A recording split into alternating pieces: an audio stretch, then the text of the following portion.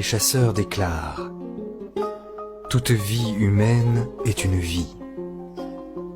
Il est vrai qu'une vie apparaît à l'existence avant une autre vie, mais une vie n'est pas plus ancienne, plus respectable qu'une autre vie, de même qu'une vie n'est pas supérieure à une autre vie. Les chasseurs déclarent: toute vie étant une vie, tout tort causé à une vie exige réparation. Par conséquent, que nul ne s'en prenne gratuitement à son voisin, que nul ne cause du tort à son prochain, que nul ne martyrise son semblable.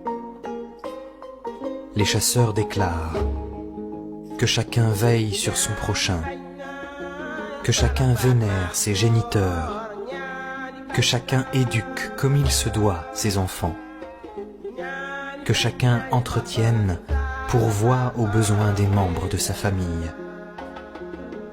Les chasseurs déclarent: que chacun veille sur le pays de ses pères.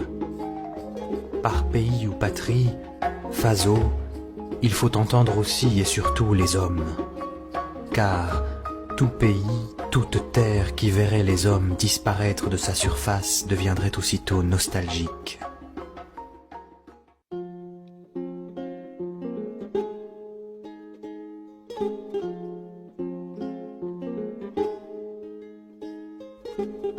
Les chasseurs déclarent: la faim n'est pas une bonne chose.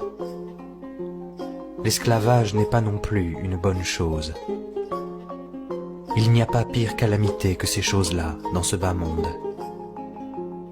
Tant que nous détiendrons le carquois et l'arc, la faim ne tuera plus personne au Mandenne, si d'aventure la famine venait à sévir. La guerre ne détruira plus jamais de village pour y prélever des esclaves. C'est dire que nul ne placera désormais le mort dans la bouche de son semblable pour aller le vendre.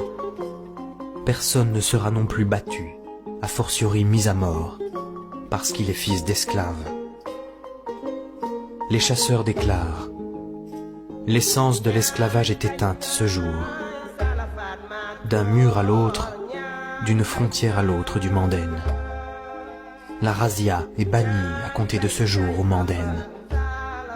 Les tourments nés de ces horreurs sont finis à partir de ce jour, au Mandenne. Quelle épreuve que le tourment, surtout lorsque l'opprimé ne dispose d'aucun recours. L'esclave ne jouit d'aucune considération, nulle part dans le monde.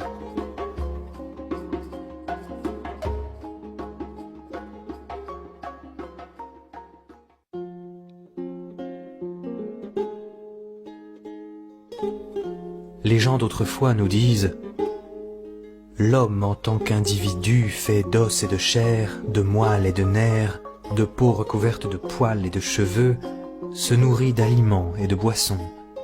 Mais son âme, son esprit vit de trois choses: voir qui il a envie de voir, dire ce qu'il a envie de dire, et faire ce qu'il a envie de faire. Si une seule de ces choses venait à manquer à l'âme humaine, elle en souffrirait et s'étiolerait sûrement. En conséquence, les chasseurs déclarent: chacun dispose désormais de sa personne, chacun est libre de ses actes, chacun dispose désormais des fruits de son travail. Tel est le serment du Mandenne, à l'adresse des oreilles du monde tout entier.